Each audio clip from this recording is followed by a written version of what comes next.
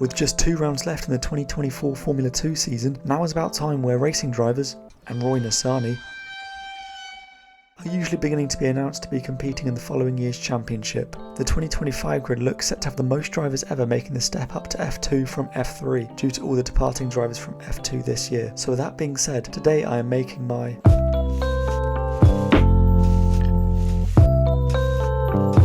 starting off with the Spanish outfit Campos Racing, who currently sits second in the team's championship. Well, this is going to be a thrilling prediction as they've already announced Arvid Lindblad, and with Isaac Hadjar looking to have some kind of role in F1 next year, I reckon Pepe Marti will stay with the team for a second season. Makes sense for Lindblad, who's just come off the back of a fantastic debut year in F3 to go to one of the best teams at the moment. Campos have really thrived under the new F2 regulations, so the Red Bull Junior should do well next season. Marti has had a really difficult first year in F2, so it'd be beneficial for him to come back again with Campos for what would be his 5th consecutive season with them.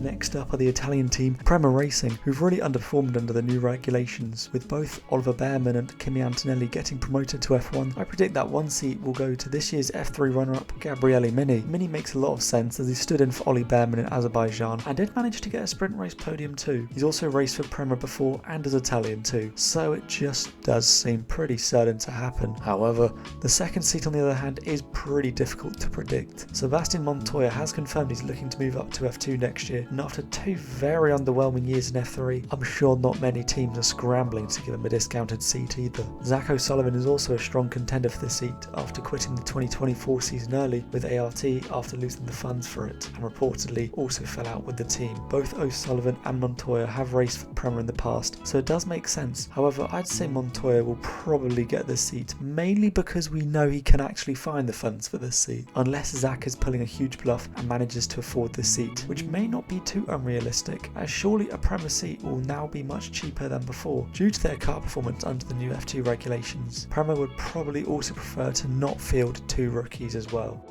Now on to the team that started off 2024 with a rocket ship, Hitech. Looks likely that both Paul Aron and Amaury Cordil will depart the team, so I'm certain that Luke Browning will take one of the seats there. He's just finished 3rd in F3 and is currently seeing out the remainder of the 2024 F2 season with ART. Well, that's probably just to prepare him for 25 and to show sponsors how lightning quick he is. Luke has spent the last 3 years of his life with Hitech, and I'm betting he'll make that a 4th year. And the second seat, I'm reckoning will go to Dino Beganovic. Like Browning, he too is seeing out the remainder of the F2 season, however Dino's with Dams instead. Off the back of a pretty underwhelming sophomore F3 season, I don't think Dino will have that many amazing offers for him. It's also been revealed he's really struggling to find the funds for F2, so there is a possibility he just doesn't do F2 at all next year. Regardless, that's my Hitech all-rookie lineup prediction, and I'm confident it could happen.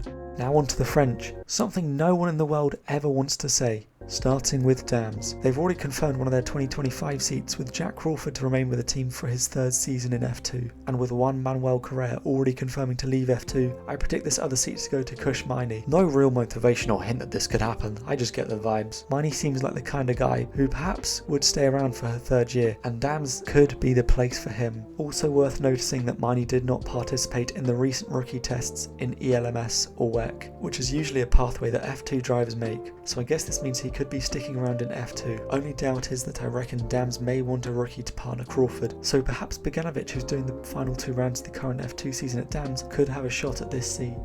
On to the other French team with ART. Like Prema, ART have really fallen off a cliff with the new regulations, so they won't be in such high demand as before. I predict that they will have Victor Martins return for a 3rd consecutive F2 year with the team, despite their 2024 woes. Martins is such a hard one to predict for his 2025 season. He recently partook in the WEC end of season rookie test, finishing highest of the rookies. He's done a couple Formula E rookie tests for Nissan, and he's also looking likely to be the Alpine F1 reserve driver for next year too.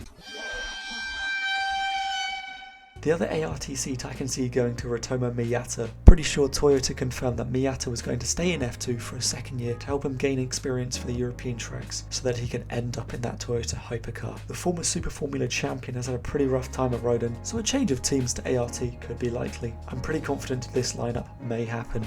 Next up now, the current team's championship leaders, Invicta Racing.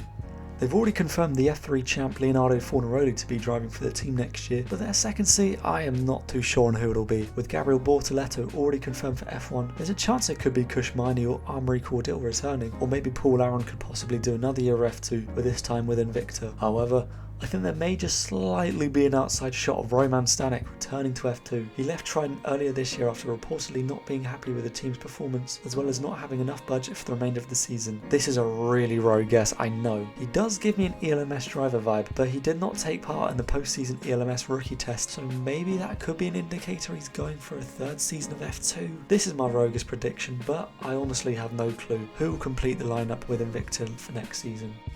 Now on to MP, who have recently announced Richard Verschoor to return to the team for 2025 for what will be his 5th season of F2, and to partner him at the Dutch team, I'm pretty certain it will be Oliver Gerther. Another pretty boring prediction, but it just will happen, I'm confident. Dennis Hauger and Franco Colapinto have already left MP mid-season, and Ollie Gerther has stepped in for the second half of the season with the team, so it makes sense that he'll be likely to continue with them for next season, having also raced with the Dutch outfit before in the past. Very confident this will happen.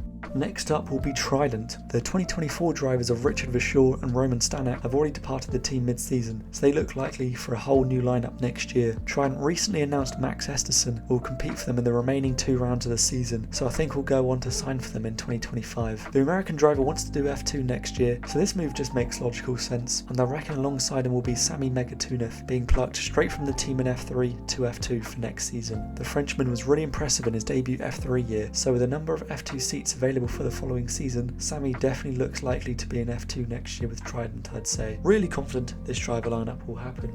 Now on to the next team with Rodin. With Zane Maloney already signed on to do Formula E next year, and Ratomo Miyata I reckon will switch F2 teams, Rodin will most likely I think go for a whole new driver lineup too. I predict that they'll have current Trident driver Christian Mansell driving for their team next year. The Aussie GOAT has just come off the back of a 5th place finish in F3 and is doing the final few rounds of the season at the moment with Trident, so he looks likely to make the step up to F2 full time next year. Christian has raced for the team before in the past, so this does make sense to do, and I think he'll be partnered by Alex Dunn. The Irishman reportedly wants to do F2 next year, but McLaren, the driver development program he is signed to, want him to do another year of F3. But with every top F3 team having their seats all taken, I'd assume Dunn's going with the F2 option. Rodin just seems like a likely place I can see Dunn going to. With that being said, I am pretty confident this driver lineup will happen.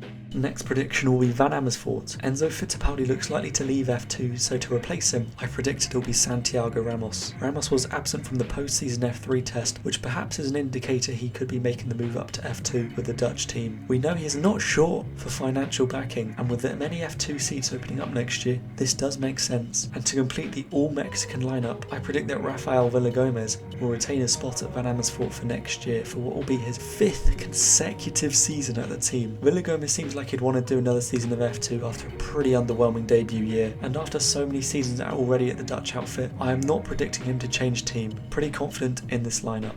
Now on to the final team with AIX. With Taylor Barnard already leaving the team mid-season to focus on Formula E, I reckon that his seat next year will go to Dutch motorsport icon Niels Coulinan.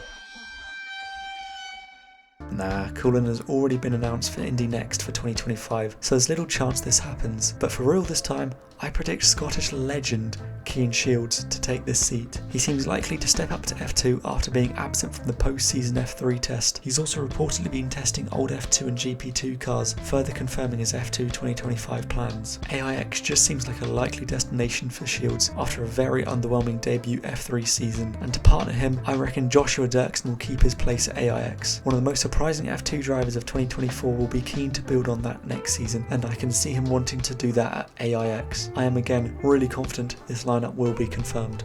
That rounds out my 2025 F2 grid predictions. Like I said at the start, more drivers this year seem to be moving on from F2, so that opens up many more spaces for newer drivers. I'm really confident that this will be the grid that we'll see next year, and if not, then probably just the same drivers, just at different teams. Please subscribe so that I can hit 100 subs, that would just mean the world to me. So with all that being said, leave a comment on your grid predictions and leave a like, and I'll see you all later.